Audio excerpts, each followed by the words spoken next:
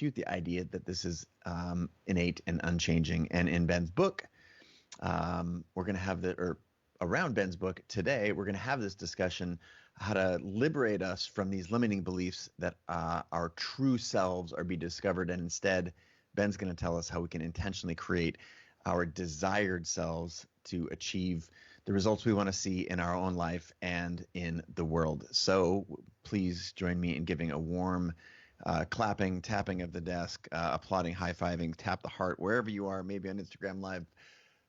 Welcome to Dr. Ben Hardy. Thank you, man. Happy to be with you. Appreciate you being in the house today. Congrats on the book. It's a big day for you, I know. Pub day, right? Congratulations. Pub day. You know what I'm feeling. I do. And again, as I revealed in the intro to the show, I love psychology and mindset. To me, mindset is the foundation of everything. It's the foundation.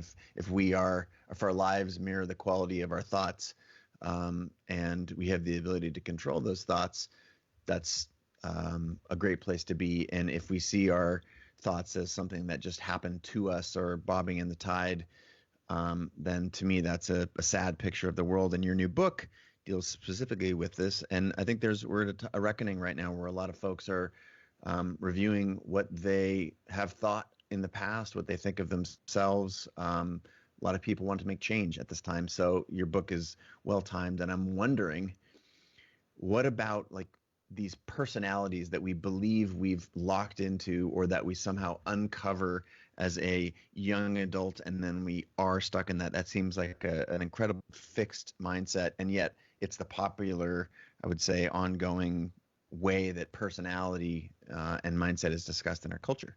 So I'm wondering if you can tell us why we're wrong. Yeah, absolutely. Yeah, so I'd say the general view that people have is, and I kind of think about the 3 Ps. There's passion, purpose, and personality. Those 3 Ps are generally, I think from a common perspective, things that we talk about as they're things you discover or find. I really like what Cal Newport says about passion, it being obviously the byproduct of effort, learning, investment. From the purpose perspective, I really like Viktor Frankl, who said, excuse me, he says that life is not meaningless based on circumstances, but a lack of meaning and purpose, which he basically says is a freely chosen task, and so, and then personality is kind of just the same thing. I mean, people think that it's something you discover, and once you've found it, then you can then live your purpose or find that perfect spouse or find that perfect career. And so it leads to more of a passive approach to life, less of an imaginative approach. And there's a lot of reasons why we do it that way. There's a lot of research from a guy named Daniel Gilbert. He's a Harvard psychologist. And one of the things that he's found in his research is that even if you think about who you were 10 years ago, you look back, you can see that you're a totally different person from who you were, let's just say 10 years ago. You don't see the world the same. You wouldn't make the same decisions as your former self would. As a rule, people think that who we are today is who we're always going to be. We very much underpredict the changes that are going to happen in the future, and we assume that the person we are today is who we're always going to be because we spend very little time imagining who our future self is. And we also assume that that's who we're going to be in the future.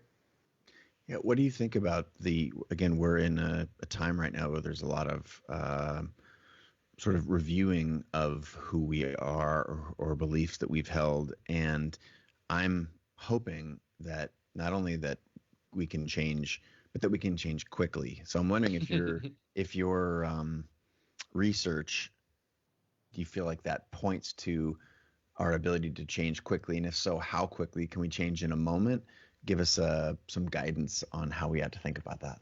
Yeah, we can change very quickly. It has a lot to do with the meaning we give to this, to what's going on now, the meaning we hold to on things that happened in the past. So obviously right now we're in a big state of change as it relates to COVID-19, as it relates to Black Lives Matter, you know what I mean, and many other things. I mean, those are, probably mostly, though they're not purely U.S. things. Obviously COVID's worldwide, but yeah, when you're having new situations and when you're gathering new information and you're in a state of, learning, ultimately you're going to choose to view the current situation and the former things from a different perspective. You're going to give new meanings to the past, and that's obviously a big aspect of change, is looking at the past from the perspective of the present, which is what we always do, but it's choosing different and better meanings. So I think that's what we're going through right now, is we're choosing to view former things that maybe we didn't think were such a big deal. Now we're saying these are a very big deal, Yeah. And so that's how memory works, and that's how history works, is you always interpret it from the state of the present. When it comes to like an individual, whether it be trauma or some other negative experience, we have to be very active in the meaning we give to our experiences, because negative experiences in the past can shape our identity, how we see ourselves. And so, yeah, I think that we have to be very curious and active in choosing better meanings, but also we then have to think about our future self and be very strategic about that. So like whether it be for the US or whether it be for yourself as a human, you have to have a clear version of the future to some degree to start walking towards in order to actually start making change. And you want to view that future as something that's different than the past and the present. That your future self, as an example, as an individual, it's really good for identity, it's really good for decision making, and it's also required for deliberate practice to view your future self as a different person and to start imagining what that looks like, start telling people about the new story, which is where you want to go versus where you've been. And that those are steps even to changing out of an addiction cycle. You'd have to actually admit that who you've been in the past is not who you want to be in the future. Yeah, I have read a lot about this identity in addicts, whether it's you're addicted, whatever the substance you're addicted to. Let's say cigarettes, because this is a story that I've heard repeatedly, is the difference between people who have who identify as a smoker and are trying to stop smoking. This identity that they have latched onto makes the transition to being not addicted that much harder. Is that in line with what you're talking about? Like the words that we call ourselves, how they have the embedded meaning that makes change more difficult, rather than looking at a future where we don't identify that. I'm kind of curious about this identity and locking into a couple of words that we've used to describe ourselves in the past. Yeah, so identity and personality are two separate subjects. Identity is usually shaped through experiences and through culture, through what's around you and also what has happened to you. It doesn't have to be that way though. Identity can very much be chosen based on a desired future self, but identity is so identity drives behavior, and behavior over time produces personality. And so identity is the driver of personality. Personality is just how you consistently show up in the world, whereas identity is the story you tell about yourself. And Ah, usually people's identity is very either present or past focused. And your identity is often shaped by often negative experiences in the past, which limit how you view yourself and also limit the story you tell about yourself. But if you hear most people talking about their identity, it's usually very present focused and very definitive. So for example, like the statement, I am an introvert, is actually not a statement about your personality. It's a statement about your identity. It's how you see yourself and how you describe yourself, which does lead to pretty consistently how you would behave and act. And yeah, the goal is actually that your identity in the present is held more flexibly. Carol Dweck, her research on fixed mindset versus growth mindset, people with a fixed mindset are pretty definitive in who they are in the present. They're defined by who they are right now, and that projects to who they think they'll be in the future. When you're very definitive about your current identity, then you're non-flexible and non-imaginative about your future self. You actually assume that your future self is going to be the same person you are today, whereas with a growth mindset, you're not really that worried about who you are today. You're certainly not definitive about who you are today. You wouldn't be so obsessed about describing your current self. You're more interested in who you can be in the future, and so who you are right now doesn't matter that much from the perspective of the growth mindset and also all the research on future self. so you just said a bunch of things like who we are is who we will be in the future. That's a way that a fixed mindset person might see. And all those things that when I'm listening to you say them, they're very clinical and like they appear like, scientific observations. And me, the human, is terrified when you're saying like those things of how people can view themselves as this just fixed entity that's ongoing. And, if I like to believe that humanity ought to see itself as ever improving, as progressing, and as growing. And so the magical question is, how do we do this, Dr. Ben? Like, how do we shift from this position that sounds like we're not in control of our destiny and our future? And again, if a culture's thoughts and ideas are made up of all of the ideas or the dominant ideas of the individuals, we ought to focus on changing ourselves and the people that are in our nearest sphere. And I love the world where this is something we can do, a problem we can attack, or an opportunity to develop and grow. I just need you to tell me how. Yeah, I would say it's two major things. One is reframe the past, and we can make that super simple. The other one is be very, first off, imaginative, but then courageous about a desired future self. So it has a lot to do with choosing a different story about the past, and also a different way of relating to your past, but also being very intentional about your future and aggressive towards the future. So like we can go, I'm fine going with either of those. There's obviously steps for either. I don't know which one you would prefer to talk about first. Well, I'm more passionate about seeing a future Yep, for ourselves, totally. where we fill in the blank, and then I'll let you share Sure. share the science with me. Well, so there's a lot of research out of UCLA. There's a guy named Hal Hershfield who studies identity. The first step would actually be just to acknowledge that your future self is a different person than who you are today. Just like you're a different person from who you were 3, 5, 10 years ago, you actually see the world very differently than you did back then. You make different decisions. You can look at your former self and notice that you would make different decisions than your former self would make. Whether that be in just how you eat or what you prioritize or who you spend time with. And you want to view your future self as a different person. They're not the same person as you. They're going to be in a different situation. They're going to have different knowledge. They're going to be in a different culture to some degree with how fast culture is changing. And so rather than assuming that who you are today is who you'll always be, first step is just acknowledging that your future self is a different person.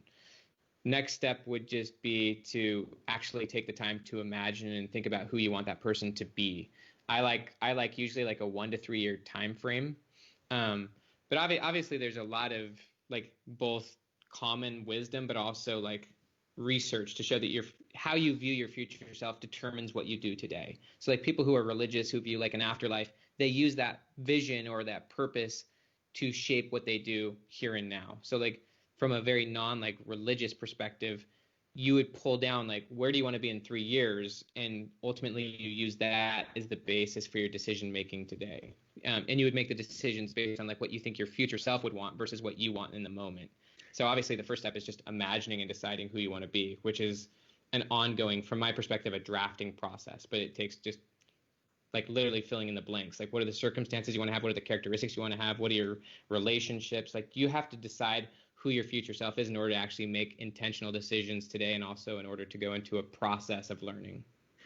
So I got an advanced copy of your book via PDF, and but I want to come at this question for you as if there's a reader who hasn't yet bought the book. What are you, like, you talk about filling in the blank and drafting, but give me very, very tactically, what are your prescriptions to actually do this? Is it a recording and listening? Is it a making a list? Is it a vision board? Like, what is it that you advocate for as the mechanism? Because right now I'm seeing Seshu says he's just been reading this book. Some folks chiming in from Greece, someone from the Netherlands. We got the UK, Dallas. And these folks want to know, like, give me some prescription. I like first off, I like journaling. I mean, recording is fine. I know people who walk and they record themselves talking about it. I personally like journaling with a pen and a pad, and I think it's good to journal with questions. So, you could ask yourself, basically, where do you want to be in 3 years from now? How much money do you want to be making? Like literally what type of clothing do you wear? Like, what is your purpose? What are you focused on in 3 years from now? What do you want your relationships to be like? Who do you want to be in a relationship with? Like, I have lists, of these questions that you can fill out, but a lot of it's just taking the time. Questions are a really good way to get your mind going in more of a curious manner. But just, I like journaling personally. And I would recommend journaling. Usually people avoid journaling because it feels overwhelming. And so if that's the case, you could just record and like write, do it, record yourself doing it. I tend to like prefer journaling in short spurts. So you might even just answer one of those questions one day. Take 5 minutes and just journal bullet points. I often do bullet points, very just brief, ugly bullet points. My journals are really sketchy, really ugly, but just bullet points, like 5 things you'd like to see happen in your life over the next 3 years. You know what I mean? One of the things that we did with our kids actually recently is we just had them as a group. We all went in a circle. We've got 3 kids that we adopted, which has been interesting. But like we asked them, tell us 3 experiences that you think have been the biggest impact on your life. Like one obviously being like adoption and stuff like that. But what are 3 experiences that you think like have been important in your life? And then the next question was, what are 3 experiences you really want to have in the future? And usually when you're thinking about your future self, a lot of it has to do with the experiences you want to have or the experiences that you hope will change your life. So like for us, my wife and I, like when I was in my first year of my PhD program, we wanted to become parents. Like that was an experience that we knew would change us in certain ways and that we wanted to have. Like not everyone obviously needs to want that experience, but there's other experiences that I want to have. And so it's one good thing to think about is like, or an easy way to look at this is, what are some of the experiences that you hope to go through that may have an impact on you? Like those experiences in the future you could write about. And maybe you could then think, well, why do you want to have these experiences? And what do you think that they're going to do for you once you go through those experiences? Because you can use, Elon Musk as one example. Like he wants to colonize Mars. For some reason, that's an experience that he wants to have. But that future experience is the thing that's driving his current behavior.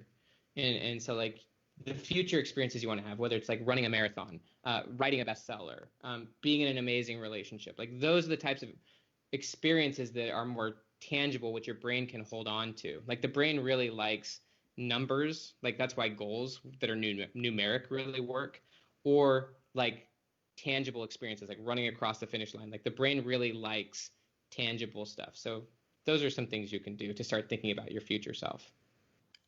Thank you. And that makes me feel a little bit better because I'm I would say growing my journaling practice. I haven't had a hardcore discipline around manifesting rather than a regular visualization practice. And I find that those are very, ironically, those are sort of a fixed thing that I established at one point during the year, and I don't allow a lot of room for change and tacking and jibing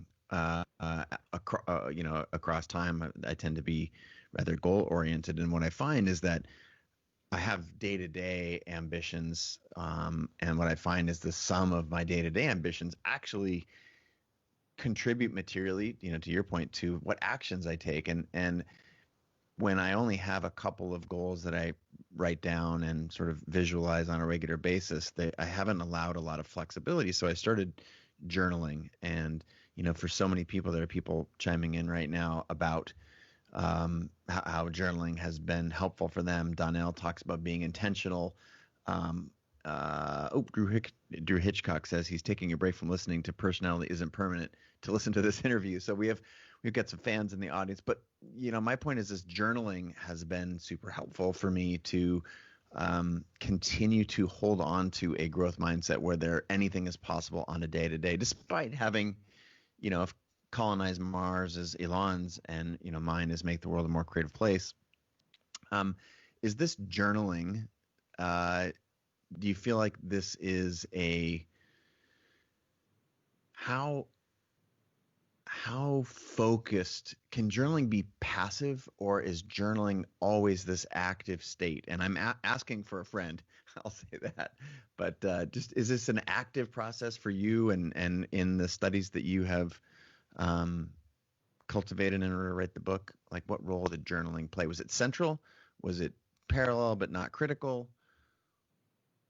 I think journaling is pretty critical. I think that, if you go to any clinical, like as an example, my younger brother is literally in a treatment facility right now for addiction. And like journaling doesn't have to be just like writing in a journal. Like what he's doing right now is he's doing the 12 steps. You know what I mean? Like, Yeah. but part of that is literally he has to write down all of the like resentments he has towards himself. So like he has to go through a workbook, which could be another form of journaling, but he is writing it down.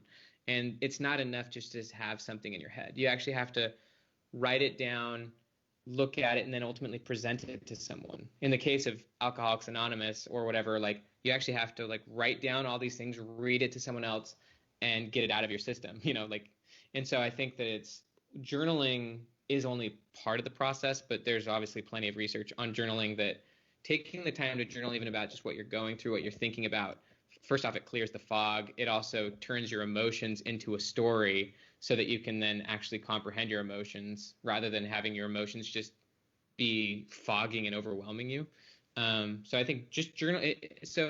It's both. It could be both passive and active. But if you're wanting to have what are called peak experiences, which are kind of aha moments, which allow you to be more flexible as a person, you want to be very active. Like you're not going to have very many peak experiences or ahas if you're being passive. Those type of experiences come from like an intentional mindset. You have to actually like be thinking about what you want and then actually take steps in that direction. Just like you're not going to have a lot of peak experiences in a classroom if you're being a passive learner. You have to be a super active learner if you're like in a class, maybe taking notes, actually like trying to think about how that relates to you. Passivity usually isn't going to produce a lot of ahas or mind stretching experiences that allow you to have different perspectives on former experiences or even on your future self. So I would say you definitely want to be active in the process. Helpful. Thank you. So I'm looking at Julie says art journaling is a daily practice for her, very meditative. 3333 Harry 3333 says journaling helps me accept a difficult past instead of deny it. So part of that, and to me that's a really interesting transition into managing trauma. And I believe through my own review of my past and knowing just enough about these subjects to be dangerous, but not to be an expert in by any stretch, is that we've all got trauma and it comes in different forms. And I'm curious, in your language or in the language of your new book, how do you reframe these traumatic and painful experiences into something, a fresh narrative that will support the future that you want for yourself? Mm-hmm. It's super important. Like there's a few super important things to realize from the beginning. Number one is that trauma can be huge, like we often think about it. Like could be some form of abuse or going to war, but trauma is also like it could be being told you're not good at math, like and actually believing it. So trauma is any negative emotional experience that shapes your identity, and your identity is how you see yourself. And so if someone tells you you're not cool, at school, and like obviously that hurts your feelings, like that could impact your identity, where like you start to see yourself as not being someone that could have good friends, right? And so that's going to then impact over time your personality is going to impact how you act. Maybe you're going to be more avoidant towards friends. And so trauma is any negative emotional experience that you've had that shapes how you see yourself and then ultimately shapes how you operate in the world. So like there's a really good book on the subject called The Body Keeps the Score. Mm-hmm. And and that book is actually the thing that propelled me to write my book. Say more. Say more. Yeah. That book pushed me to write this book because he talked a lot about how trauma freezes your personality. It keeps you stuck in the past. It ultimately leads you to being emotionally rigid, which means basically, so like personality and comfort zone are very similar subjects. To do anything outside your comfort zone is probably to do something slightly out of character or out of how you typically do things. And trauma, negative emotional experiences, if you don't deal with them, you're going to become emotionally rigid, meaning you're not going to be willing to deal with emotions. Instead, you're going to kind of build walls around yourself and avoid hard experiences or hard conversations. So like the more you can deal with uncertainty, be vulnerable, try new things, the more what's called psychologically flexible you'll become, often becoming more confident. So you got to get used to being open, honest, vulnerable. in order to move forward. But anyways, one other just quick thought, and then we can obviously talk about reframing it, is that trauma isn't actually facts. It's a meaning. Like it's a meaning you've given to an experience. And so, and that's how, so you have a negative emotional experience and then you give a meaning to that experience. So I'll give like a story. This is a story that is like an easy way for me to explain it. But I have a distant relative, and I do share her story in the book, but she's someone I met. She's in her 80s, who's an amazing woman, super intelligent, bright, just amazing woman. And when I was getting to know her a little bit, I found out, we were talking about books and stuff because we were just talking about me as an author, and she said that she'd always wanted to write children's books. And I was curious, and so I asked her, like, well, have you written any? And she said no. She's like, I've always wanted to write and illustrate books. And I was like, well, have you done that? And she said no. And I said, why not? And she said, I'm not good at drawing. And so I never did it because I'm not good at art. I'm a great writer, but I'm just not good at drawing. So I just didn't do it. And I'm like, well, what happened? Tell me why aren't you good at drawing? And so then she recounted to me an experience that was 40 years prior. And basically the experience was in her early 40s, she started to finally, like, she had a few kids. And so she was going to start pursuing this career, or actually just pursue the dream. And so she started taking private art lessons.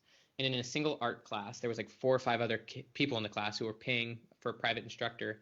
They were doing one exercise. And in that exercise, the teacher ended up correcting her, kind of crossing off her like drawing on the easel pad, and was just correcting her.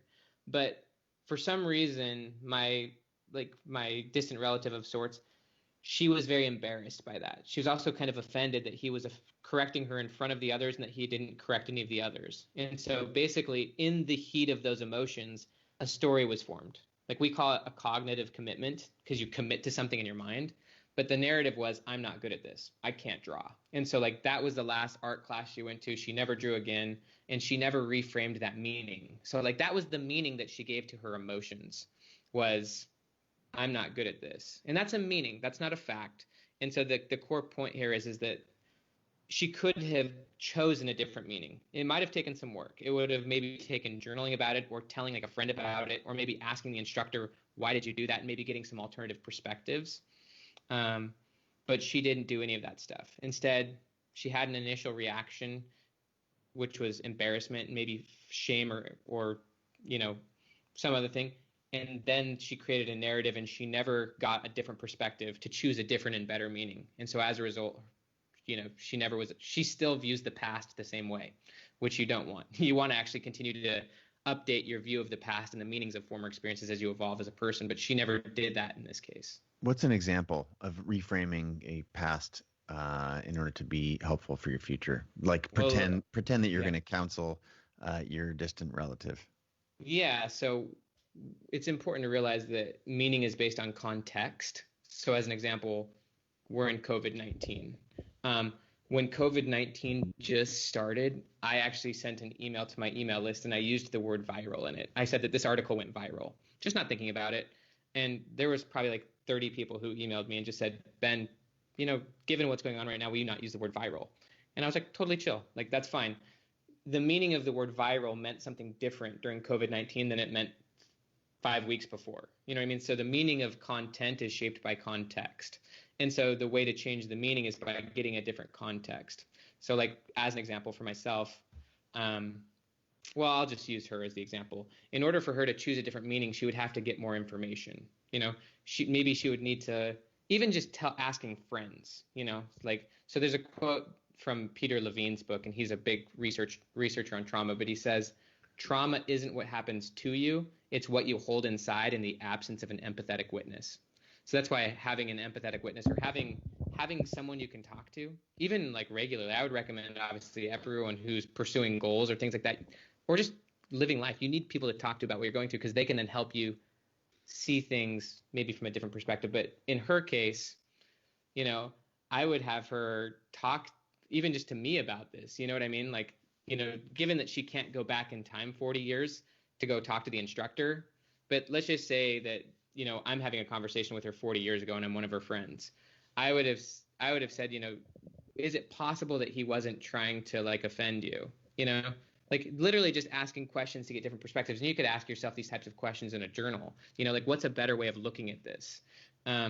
I would encourage her, if we were living 40 years in the past around this time, first off, to think about, what is it you ultimately want? Like, do you still want to be an artist? Like, is the idea that you can't do art going to stop you from doing that? In her case, it probably would.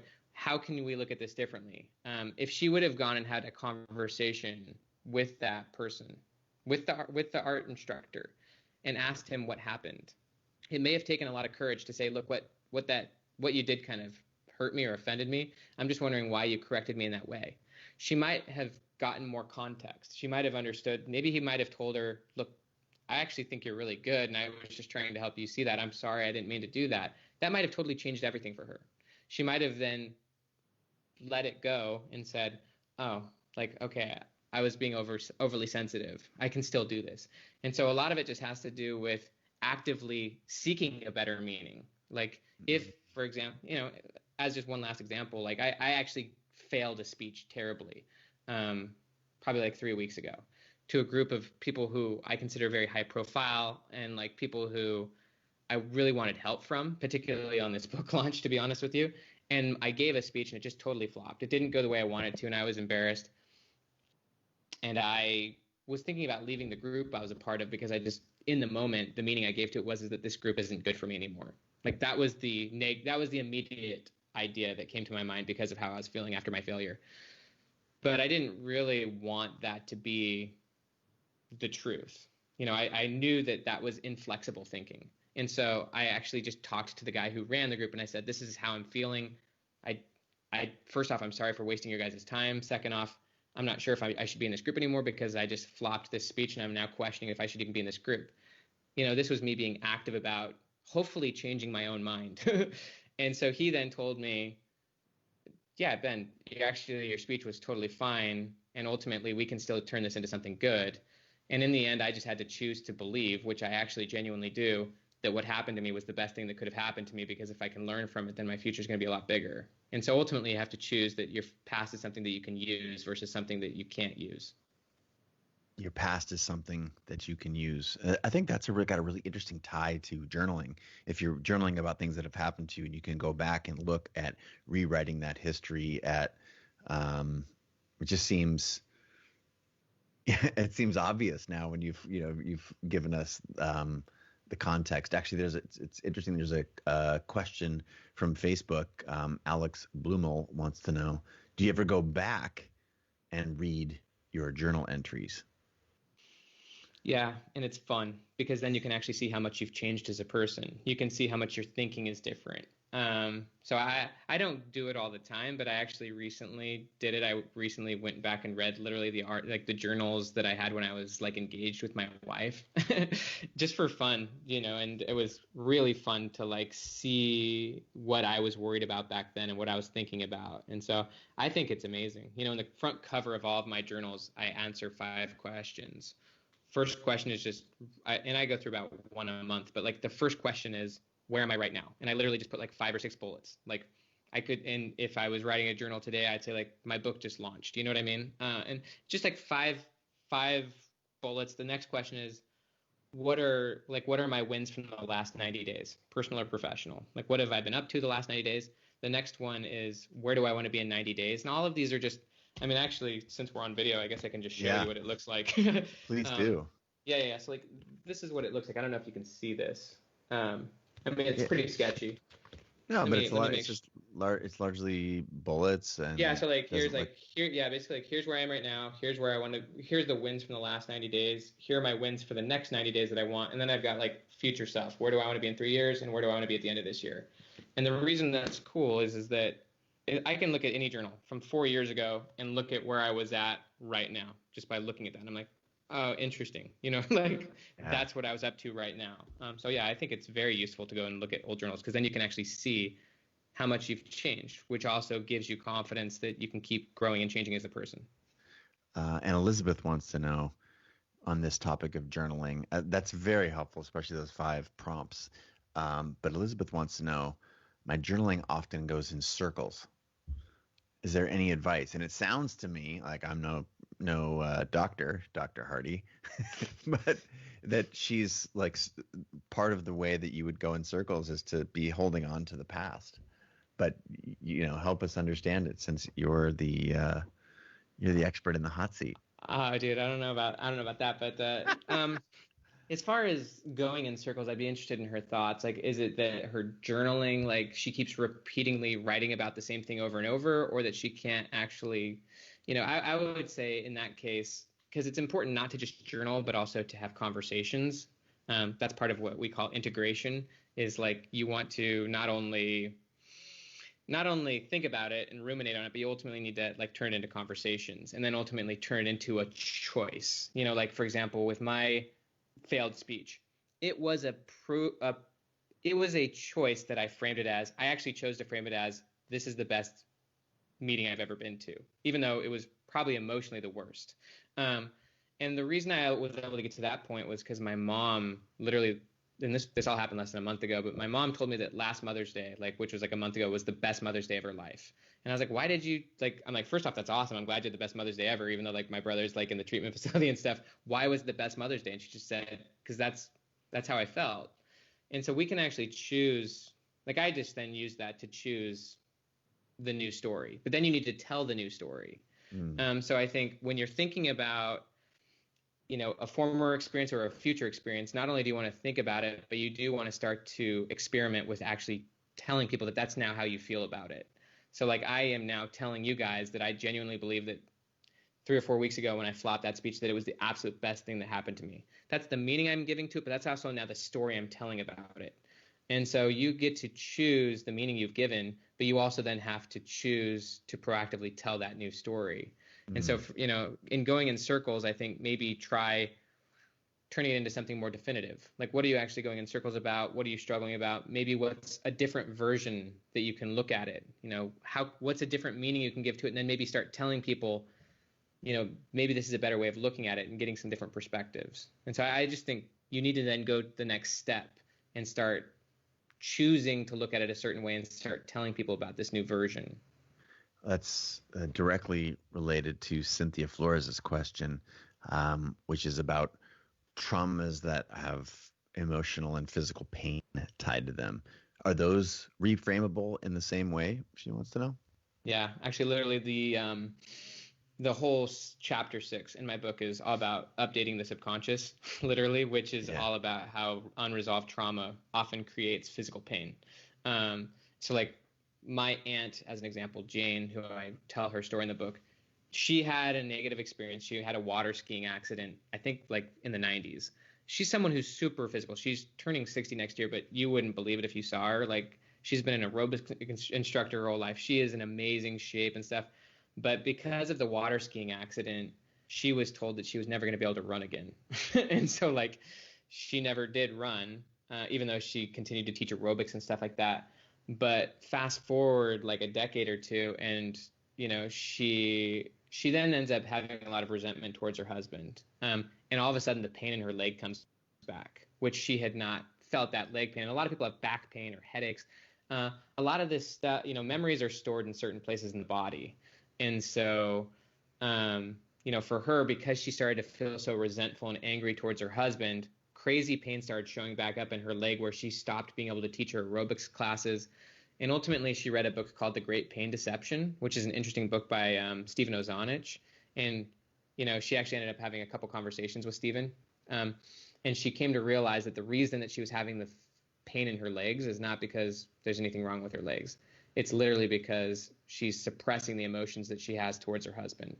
And that it took her literally a few months to actually accept the fact that her physical pain was the byproduct of emotional, but she read his book, and ultimately she started journaling about it. And now she journals. She has what she calls her rage journal, but she started journaling about just honest, like Dan Sullivan says, all progress starts by telling the truth.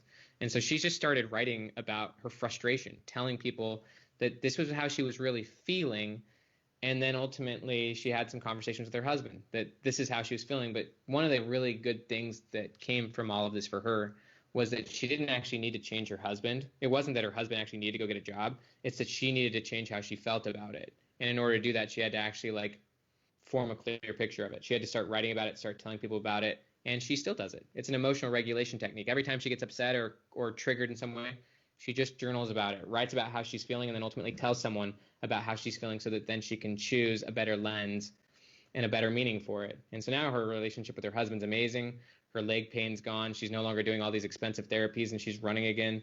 And now she's a lot more healthy emotionally, but it's not something you just do once. Like, she's actively clearing her emotions, actively not suppressing her pain, and she can run and stuff like that. So yeah, there's a lot of connection between physical pain and suppressed emotions, because your body is actually literally your subconscious mind. Like, the two are the exact same thing. Your body and your subconscious are the same thing, and you store your emotions and your memories in your body. Fascinating. Yet, chapter 6 in the book about rewriting your subconscious. I'm hoping you can keep talking about this. Like, in the chapter, obviously you go deeper than we could go here, which is, again, if you're just now joining, I'm sitting here with Dr. Ben Hardy, an organizational psychologist and best-selling author of his last book, Willpower Doesn't Work. And literally today, his new book drops called Personality Isn't Permanent. We've got folks coming in from all over the world. I've already shouted out to a handful. New to our meeting here is now Central Virginia. We've got someone from Seattle, where I'm at right now. Nice. Memphis, Tennessee. We've got Brisbane, Australia. What time is it in Australia right now? Go to bed. Just a couple things. One, I'm hoping you can first recap for us a little bit more on this reprogramming the psychology. If you're just tuning in, this is one of the most, what I think, powerful chapters in the book, because it's essentially a blueprint for, defining your future. And please just go a little deeper on chapter 6 for us, if you will. And I do think it ties in a lot to the question that we just took from Cynthia about trauma. Mm-hmm. Yeah, well, it's just important to realize that the experiences you have not only have an impact on your mind, but literally have an impact on your body, and that your body becomes accustomed to emotions. So, for example, when I look at my cell phone out of addiction, it's because my body has become accustomed to the regular dopamine hits. My body literally wants the dopamine, and my body is my subconscious. And so I'm unconsciously acting, I'm grabbing my phone, and I'm doing a behavior that then produces the emotions that my body really wants. Emotions and chemicals being the same thing.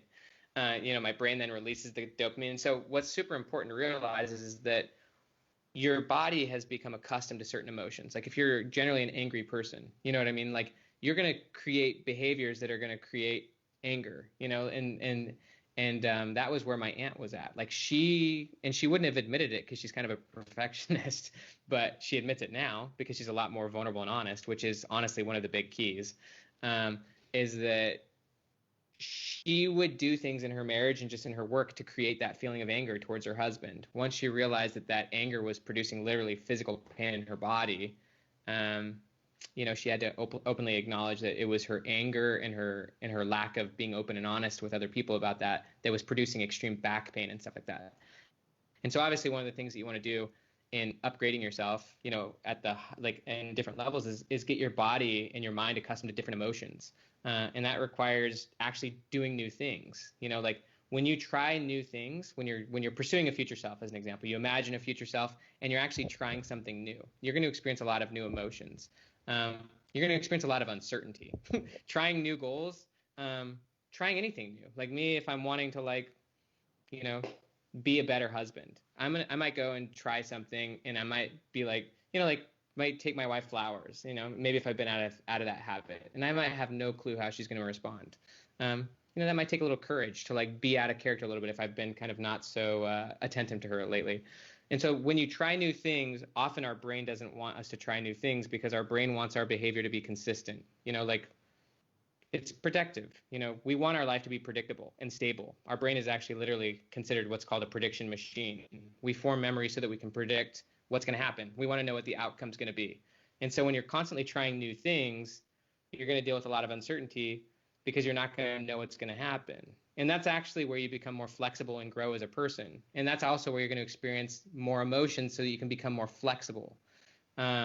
And so that's what you want to do, is you want to get better and better at holding your emotions more loosely, not being so defined by your current reactions, but being flexible. If you have a teacher who tells you you're terrible, yeah, you feel it. You don't ignore the feeling, but you can be more flexible with the emotion, and ultimately you can choose the way you frame it. And you can also not hold it in, but you can let it out so that it doesn't become a part of your literal biology. So it's just a process of communicating more openly and honestly, choosing better frames for how you see things, and ultimately actively trying new things. Your brain loves novelty, even though it would hold you against it. Like, just continually trying new things and growing as a person. It's literally my 18-month-old twins having swimming lessons. Our 18-month-old twins, we want them to learn how to swim because we live in Florida. And 4 months ago when we first started them in the swimming lessons, of course they hated it. Like, they're getting dropped in the pool, they were hating it. Now they're extremely good at it and they're extremely confident. Now they jump in the pool. Like these little girls who can't even talk, they jump in the pool and they can flip on their back and swim. But it was a lot of emotional experiences for them to actually learn how to learn, and learn how to swim. And I think as adults, we stopped doing that, and a lot of it has to do with we're not very good at openly just sharing how we feel, sharing our viewpoints, sharing that we're frustrated, or on the other end, genuinely and openly sharing about who our future self is that we want to be, sharing our goals without worrying about other people's criticism. Just being a lot more of an open book with the right people allows you to not, it allows you to not hold your emotions in and then have those emotions drive you.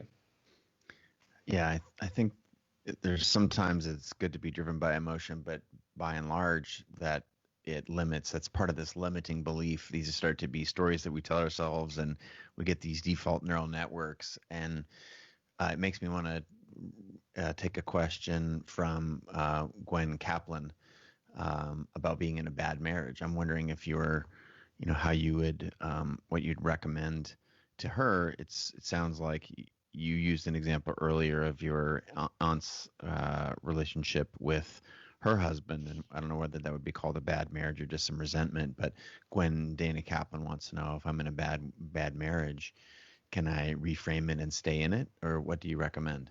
Well, my Aunt Jane did, because bad marriage can have many different meanings. In the book, I literally tell the story about my wife and about how she was in an extremely abusive marriage for 3 years, and we're talking all forms of extreme abuse. He would hit her, sexually abuse her. Like, she became a shell of herself in that marriage. And so in that situation, just her reframing it wasn't really a good idea. Like, she needed to get out of that situation. And so I'm not going to tell you whether you should like leave the situation or get help changing the situation, because I don't know the depth of the situation. But relationships, just like people, create patterns. You know what I mean? Like, we all get into patterns and roles, and we just do things on autopilot. And in order to break those patterns, you got to first off, like, acknowledge the elephant in the room, say that things are not going the way you want. Like, you got to be honest about how you're feeling. So if you feel the marriage is bad, you probably need to go like seek help. If you want the marriage to continue and to change and improve, then you can't hide any of that. You actually need to you have to stop the pattern that's currently happening, which is creating unhappiness for you and maybe even for the spouse. And so you've got to be open and honest and start telling your husband or wife that this isn't working anymore, and that things need to change and that you need help, and also be empathetic towards them. Like, the other person has their own perspective. And usually if change is going to happen in a healthy way, you've got to not just believe that your side's the only side that's correct. And so I would recommend, if you want this marriage to improve and to transform, which I believe it can. I mean, there's some extreme cases where it may be just highly recommended that you just get out of that toxic situation. But, in most cases, you can go get help, but it requires a lot of honesty and it's going to require a lot of work. I would actually genuinely recommend therapy. Excellent. And for those who joined late, there's a lot of questions in the comments about the 5 prompts that you shared earlier in your journal. And Nice. I'm wondering, for those who are listening to this recorded, they have the ability to go back and rewind and press pause and write them down. But for those folks, and we do have a lot of folks tuned in from all over the world. We just had Karen tuned in from Hampshire in the UK. We've got Wales, San Diego, Ireland. Hi, Sean. I see you there in Ireland. Sean O'Farrell.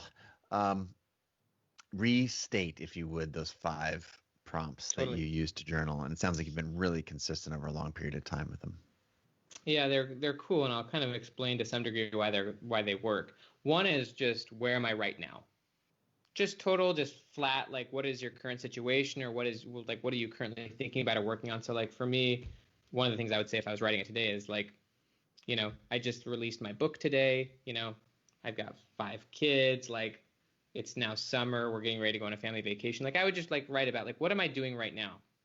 Just so that if I were to give that to someone who doesn't know me, and they were to read like the 5 bullets about me right now, they'd have a decent snapshot on like what my situation is right now. It'd be a very limited snapshot, but and then the next question is, what are my wins from the last 90 days?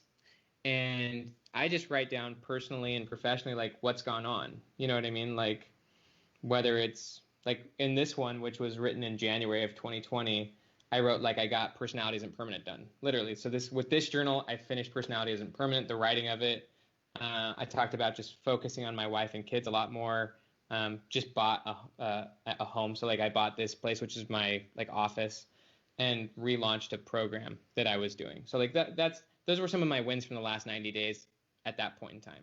And why it's nice to like talk about your recent wins is because that gives you a sense that things are changing and improving, and that allows you like a sense of confidence and momentum, so that can obviously propel future creative thinking. So it's good to actually and I find that people don't spend enough time doing this. They don't spend enough time thinking about the progress they've made. It's one of the most powerful exercises you could do, is just look at your life over the last 90 days or even over the last year, and just look at all of the wins that have happened, like all of the good things that have actually happened.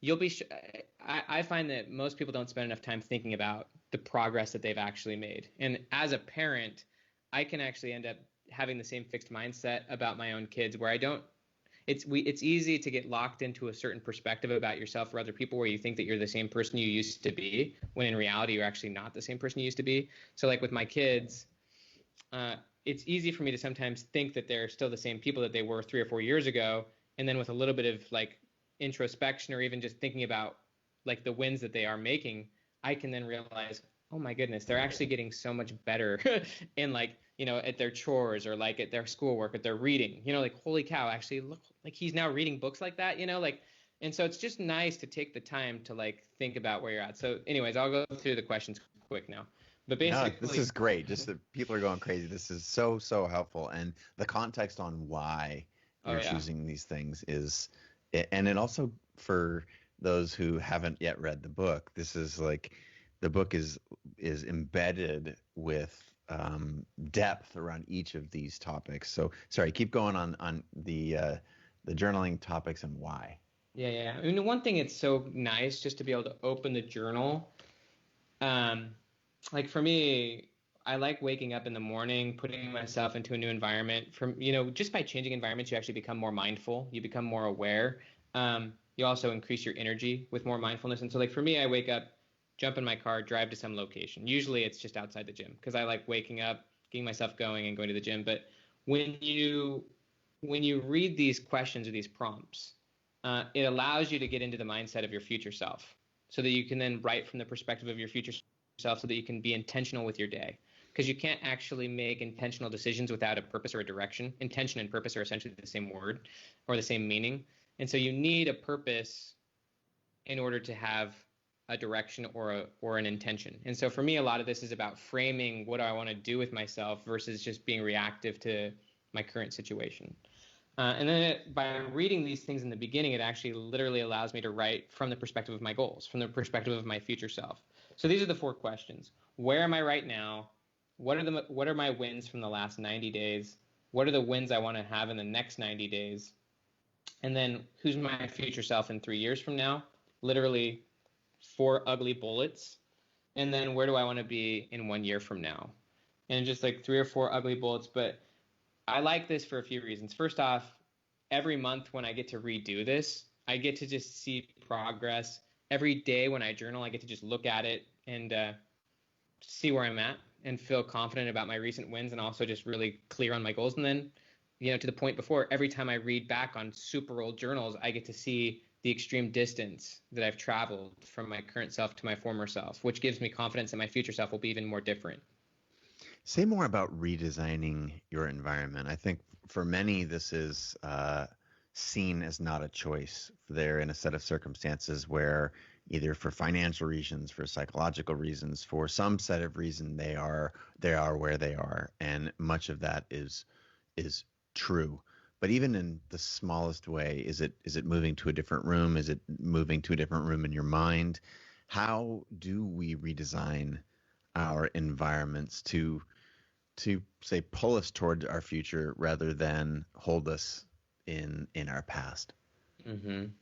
And I will say that the entire book, Willpower Doesn't Work, is on that subject. But for this one, I will say environment and situation, I kind of look at the same way. Situation, like you're in a situation, but you're also in an environment. You can design environments and you can design situations. So I'll explain both. So there's a quote from Marshall Goldsmith. He wrote a book called Triggers a couple years ago, but he said, if we do not create and control our environment creates and controls us. And so it's really important to realize that you're being shaped by external things. One being like literally the shape of the room. Like if you're on an airplane, you're probably not going to run very fast. You know what I mean? But the other one is just the inputs coming in. So like information is one form of environment coming in. Food, experiences, people. These are things that are coming in that are also shaping how you live. And so there's three strategies that I give in this book for environment design. One is strategic ignorance, which is about eliminating decision fatigue. And decision fatigue means that there's so many options that you don't feel like you can actually make a choice. And with the internet, with media, there's so many options that you're going to burn out your willpower by just thinking about all of them. And so you want to be strategically ignorant of most of the things going on out there, which you know are ultimately distractions. It's about making one decision that makes 100 decisions easier, like literally removing the app so that you don't have to think about it, removing the junk food from your house so that you don't have to always be thinking about it. You make one decision so you don't have to think about it ever again.